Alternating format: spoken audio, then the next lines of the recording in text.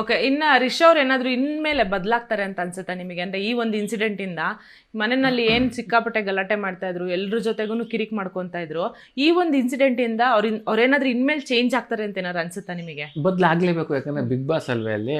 Big boss ಏನು ಒಂದು ಎಚ್ಚರಿಕೆ ಕೊಟ್ಟವ್ರೆ, ಸುದೀಪ್ ಸರ್ ಒಂದು ಎಚ್ಚರಿಕೆ ಕೊಟ್ಟವ್ರೆ ಅಂದರೆ ಅದು ತಿದ್ಕೊಳ್ಳೇಬೇಕಾಗ್ತದೆ, ಕೆಲವೊಂದು ತಿದ್ಕೊಳ್ಳೇಬೇಕಾಗ್ತದೆ. ಇಲ್ಲ ಅಂದರೆ ಖಂಡಿತ ಆಚೆ ಬರ್ತಾರೆ. ರಿಷಾ ಅಂತಲೇ ಅಲ್ಲ, ಬೇರೆ ಯಾರೇ ಆದ್ರೂ ಎಲ್ಲದಕ್ಕಿಂತ ಮುಂಚೆ ಎಲ್ಲರೂ ರೆಸ್ಪೆಕ್ಟ್ ಮಾಡಿರೋದು ಯಾವತ್ತಿಗೆ ಅಂದರೆ ಬಿಗ್ ಬಾಸ್ ನಿಯಮಗಳಿಗೆ. ಅದನ್ನ ಉಲ್ಲಂಘನೆ ಮಾಡಿದ್ರೆ ಯಾವ ಕ್ಷಣದಲ್ಲಿ ಬೇಕಾದರೂ ಆಚೆ ಬರ್ಬೋದು.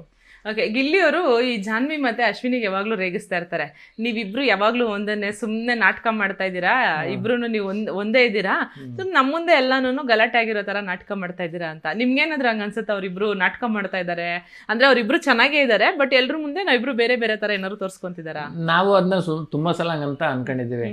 ಅವರಿಬ್ರು ಮಾತ್ಬಿಟ್ಟು, ಯಾಕಂದ್ರೆ ಅರ್ಧ ರಾತ್ರಿ 1 ಗಂಟೆ 2 ಗಂಟೆ ರಾತ್ರಿ ಗಂಟ್ಲು ಬೆಳಗಾನೋ ಕೂತ್ ಮಾತಾಡೋರು, ಕೆಲವೊಂದು ಪಿಸು ಮೆಲ್ಲು ಮಾತಾಡೋರು, ಅದೇನ್ ಮಾತಾಡ್ಕತ್ತಿರೋ ಗೊತ್ತಾಗ್ತಿರ್ಲಿಲ್ಲ. ಅಷ್ಟು ತುಂಬಾ ಚೆನ್ನಾಗಿರೋರು ಇದಕ್ಕಿಂದಂಗೆ ಮಾತು ಬಿಟ್ಬಿಡ್ತಾರೆ ಅಂದ್ರೆ ಏನೋ ಪ್ಲಾನ್ ಇರ್ಬೋದು ಅಂತ ನಾನು ಗಿಲಿ ಅಂತ ಅನ್ಕೋತೀವಿ. ಎಷ್ಟೋ ಸಲ ನಾವು ಅವ್ರನ್ನ ಕೇಳ್ತೀವಿ, ಏನೋ ಪ್ಲಾನ್ ಮಾಡ್ಕೊಂಡಿರೋದು ನಿಜ ಹೇಳಿ ಅಂತ.